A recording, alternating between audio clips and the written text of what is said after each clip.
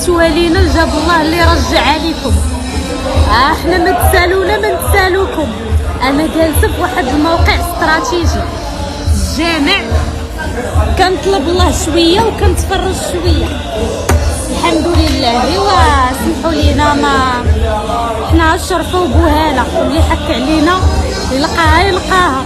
صيفطنا لكم وليدنا كيف ما كان الحال، ولدنا في الدم المغربي ديالنا، قام بالواجب، الله يرضي عليه.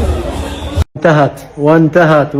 باي باي فرنسا، باي باي للمنتخب الفرنسي، لا امبابي لا ديشي لا بيشي لا فيشي. مع السلامة. انتهى الحلم الفرنسي وفازت اسبانيا، تستحق اسبانيا ان تفوز، تستحق. هذا الفروج هو هذا الفروج الفرنسي. ذبحاتو اسبانيا، ذبحه وخدامه كتريش فيه وسال الماتش دابا. الفروج مات، ما بقاش يقول قوقعة، ما بقاش يقول قوقعة، ما بقاش يقول قوقعة. الصراحة من بعد ماتش اليوم وفرنسا كانت أقوى فريق في البطولة، الواحد حزين على حال الكرة الفرنسية. لا مبروك طبعا لمنتخب اسبانيا، اللي انا بقول من اول البطولة ان هو انا توقعت اسبانيا وتوقع فرنسا. ما طبيعي، لكن انا بتكلم من اول ان ده منتخب ذكي صح؟ ممكن شوية عندهم مع التحليل شوية. هيطلعوا كوكوريا سيكونا بايلا.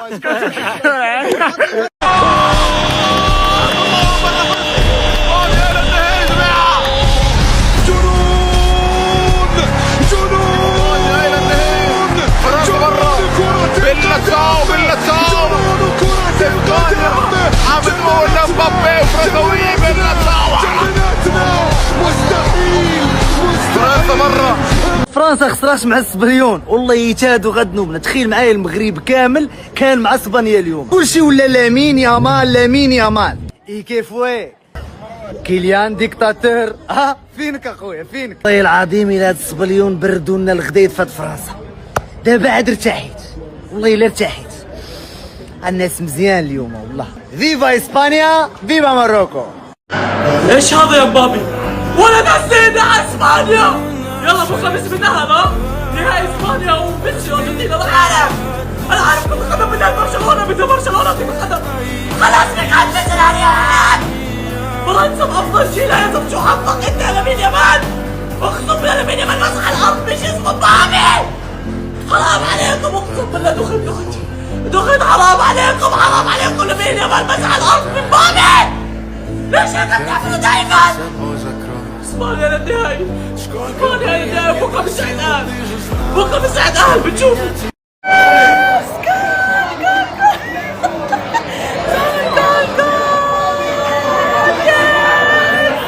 شو 0 ان شاء الله، 3-0. يامال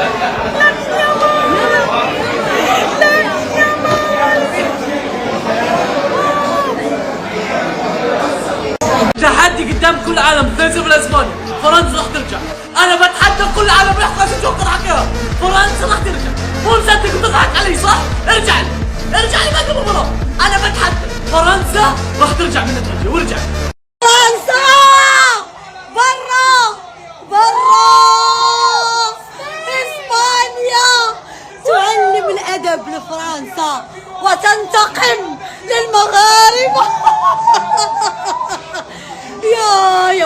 يا اسبانيا بتعمليها زي هدفين. انا عايزه اشوف دموعك يا بومبيلي ويا ديمبيلي ويا زومبولي ويا اوليسي ويا شمبري. دموعك عصير، بيبص بيشوف.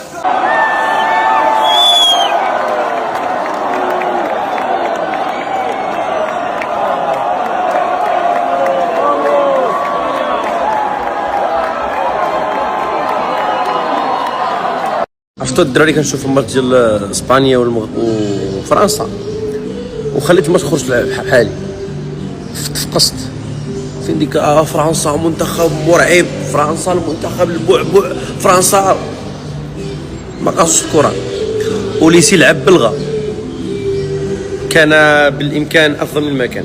داير كيضحكوا لي صحابي كيقولوا لي لا خصنا نشكروا، لا راه فرنسا كلاوهم.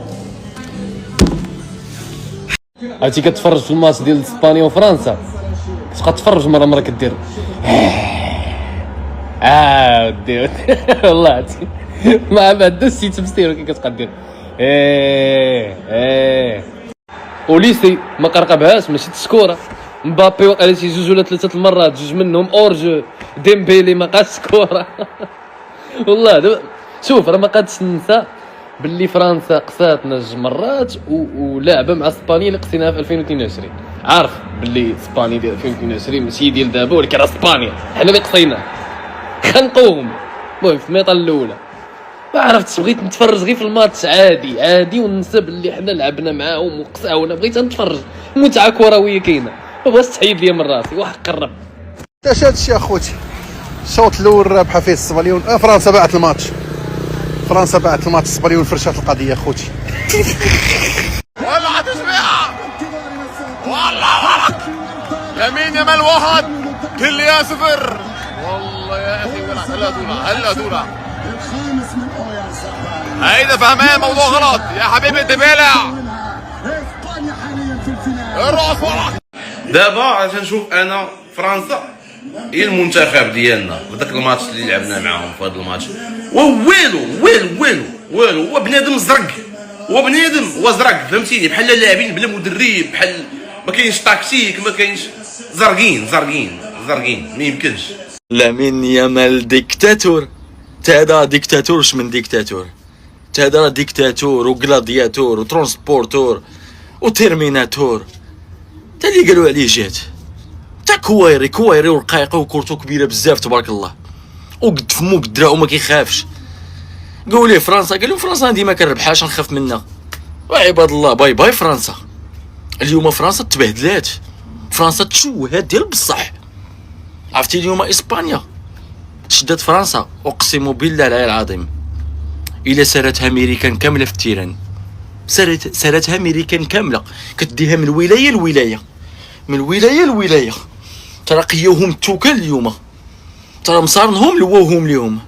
تا كي كيلعبوها صاحبي، تا طق هاك طق هاك. وما ديكتاتور فاش كيشد كره 3 4 ما كتخافش عليه، والله لا حيدتي عليه. برافو اسبانيا الحمد لله. من توقع يا شباب، من توقع هالفريق اللي على الورق افضل فريق في البطولة بلا منازع، يعني ما في مفروض اي حد يكون قريب. بس بين لكم درس في الكورة، ان الكورة مش بس مهارة واسامي، الكورة هني. واول ستريس تيست، اول اختبار ضغط صار للمنتخب الفرنسي بعد البلنتي اللي جابوه، الدهورة. يبين لك انه ما عندهم قوة هني، ما في كابتن، ما في حد يقدر يلم الفريق، ما كان يلعبون كورة. وين الفريق اللي كان يلعب هالكورة اللي انت تقول منو اللي يقدر يتحدى الفريق؟ بس سبحان الله يوم هني انت خلاص تخسر المباراة هني وما تعرف تكون كفريق واحد وتشلون نفسكم وترجعون جول ورا جول، انسى. لا كان في لاعب، نقطة ضعف احس فرنسا ما عندهم لاعب ياخذ الكرة من النص للهجوم. يوم شركي دخل غير وايد بس كان جاي متاخر. اوليسي كانت مباراة سيئة، الرايت باك ضعيف جدا، الليفت باك اللي جاب البلنتي لو ضعيف جدا. اليوم حطوا الثاني هرنانديز ما خلى اليمين يتحرك. بس بعد شو اللعيبه موجودين في الملعب، المدرب الفرنسي حط كل حد بس مو قادرين يمشون 3 باسات. اقول سبحان الله. هذا درس في الكوره يا شباب، ان المهاره والاسامي مش كفايه، لازم هني تكونون كفريق، لازم في كابتن، لازم تكونوا على روح واحده عشان تجيبون النتيجه. واسبانيا مع انه ما احب لعبهم ابدا، مملين ويمثلون وايد، بس لعبوها صح وسكروا على كل حد وفازوا وصلوا النهائي. انتوا قولوا لي شو رايكم؟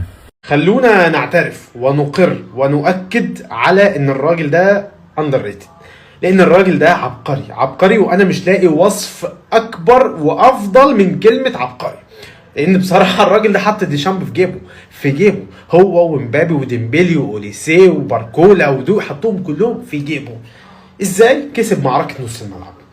مش كسبها، ده هيمنها، ده مسك الملعب كله، الملعب كله عليه فريق واحد اسمه اسبانيا. انا ما شفتش غير ماتش يخلص بال3 يخلص بال4 يخلص كان زي ما يخلص، لكن انت عينيك ما بتكدبش، وعينيك دي شافت اللي حصل في منتخب فرنسا. مش قادر افهم ازاي مع فرق السكواد المرعب اللي بيصب في صالح فرنسا، ازاي قدر الراجل ده يقلب الموازين بخطة بطريقة باسلوب ما. مفيش كلام يتقال عن ديلافوينتي وعظمة ديلافوينتي اللي في كل مرة بيقابل فرنسا بيطرقع لها.